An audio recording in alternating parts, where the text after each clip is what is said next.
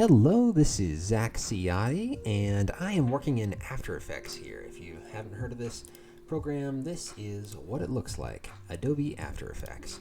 So anyway, I'm working on this little project for a company out of Atlanta or Texas or somewhere. Anyway, it's a big medical company that bought another company that I had done the same exact videos for, and now we're doing some updates. And what I wanted to show you was how I'm creating the exact same scene with the help of my friend, director Josh Saby, who was there on the shoot being DP for me that day, and along with my wife, Sonia Ciotti, who was being script supervisor. And I just want to show you, these exact two scenes are using the exact same comp right here, screen 1 and screen 1.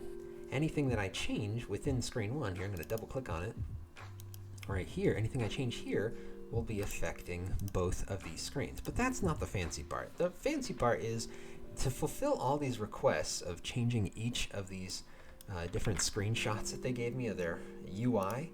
I had to actually do some really detailed, deep diving work in here. So I want to show you exactly what that looks like. And within here, it's funny how you never know when you're going to have an issue with some things, and you always have to check your work. You see, when I jumped in here, there was the transparency screen. That's because my layer was not filling up the entire area.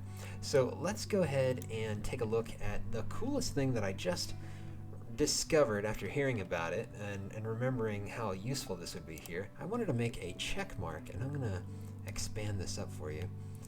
There's my check mark here. I'm going to solo it and turn off the transparency. But here's my check mark. It's kind of fun, right? The way I made it was using the taper feature that After Effects now has. They like the cloud, however, they did not like the fact that it looked like this. And, you know, look at all this yucky stuff that is all around, all these pixelizations and artifacts. If I turn on my paint, you can see how much I got rid of there and cleaned it up a little bit. But my point was that I made a check mark. And so let me show you exactly how I made that check mark. I'm going to expand this up again just for presentation's sake. And I'm going to turn off everything except for that one. And so within the pen tool, if you start making pen shapes, you can make all kinds of things, right? Any shape you want, and it'll all be vector. But let me twirl it open and show you the new thing we have going on here.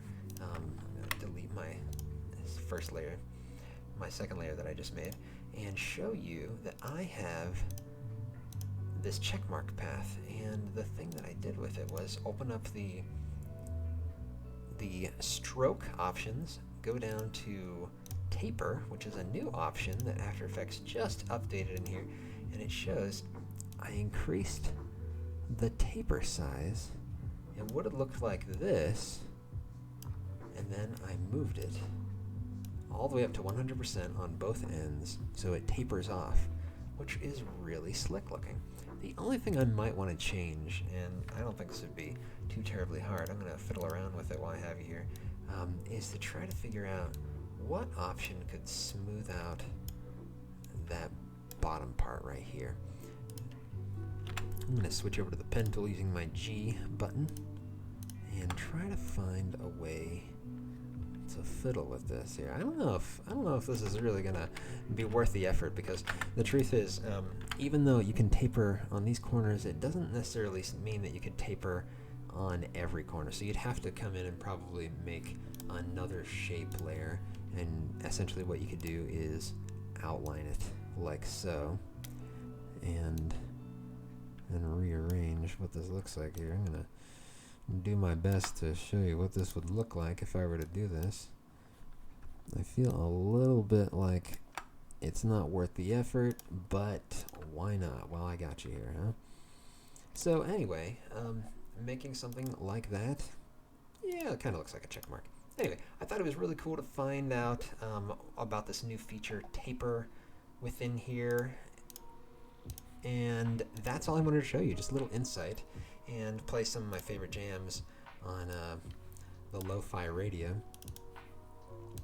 And also, just to let you know, I will be sharing some little insights into what I do on the day-to-day more often, and be able to share why I have to spend all this time doing behind-the-scenes stuff, and share with you all the effort that goes into making even little details like a check mark that appears right down there.